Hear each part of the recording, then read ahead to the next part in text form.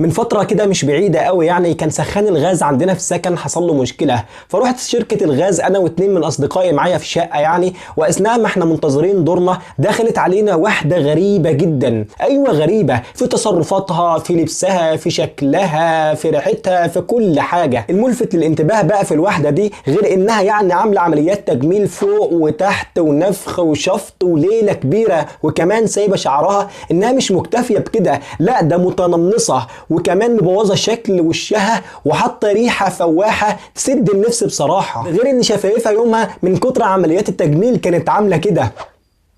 والله العظيم كانت عامله كده بجد مش تنمر يعني.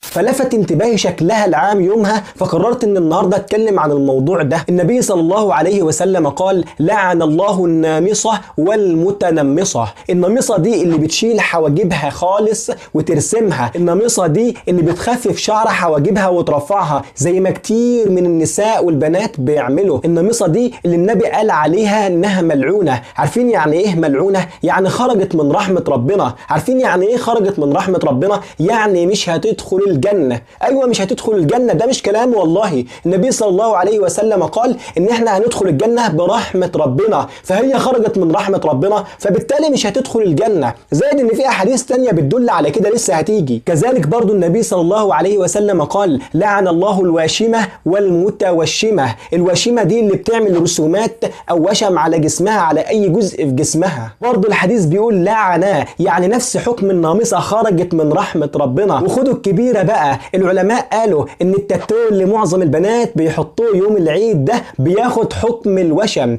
ايوه ما انتم مفكرين ايه؟ ده كله بقى كوم وحديث النبي اللي بيقول: نساء كاسيات عاريات مائلات مميلات رؤوسهن كأسنمة البخت المائلة لا يدخلن الجنة ولا يجدن ريحها. حديث خطير والله ويخوف. عارفين البنات اللي بيلبسوا لبس ضيق او شفاف وقصير كده وفيه اغراء، وكمان عاملين شعرهم حاجة كبيرة كده راجعه لورا، هم دول بقى اللي مقصودين في الحديث ده. النبي بيقول: لا يدخلن الجنة ولا يجدن ريحها. حد هيقول لي: طب انت بتتكلم في الموضوع ده ليه يا محمد؟ هقول لك: اولا ده امر بمعروف ونهي عن منكر. ثانيا بقى ان اكثر اهل النار من النساء زي ما النبي صلى الله عليه وسلم قال. طب ليه بقى اكثر اهل النار من النساء؟ هقول لك: لان معظم البنات عارفين ان النمص حرام وبكده ملعونة ومع ذلك بتنمص. لان معظم البنات عارفين ان البنطلون حرام وبكده بتكون ملعونة ومع ذلك بتلبس. لان معظم البنات عارفين ان رؤوسهن كأسنمة البخت المائلة وبكده بتكون ملعونة ومع ذلك بتتجاهل الحديث. لان معظم البنات عارفين ان العطر حرام وانها بيطلق عليها لفظ زانية عن كل شمة بيشمها رجل ومع ذلك بتتعطر. لان معظم البنات عارفين ان السلام على ابن عمها او ابن خالتها او حتى خطيبها او صاحب باباها حرام ومع ذلك بتسلم. ومع ده كله النبي بيقول عنهم انهم يكفرن العشير، يعني بينكروا الجميل. دي كلها مش اسباب تخلي النساء اكثر اهل النار. عشان كده انا بتكلم وبحذر، ربما اكون سبب في ان واحدة ترجع وتتوب لربنا، فلسه قدامك فرصة انك تتوبي وتغيري من نفسك.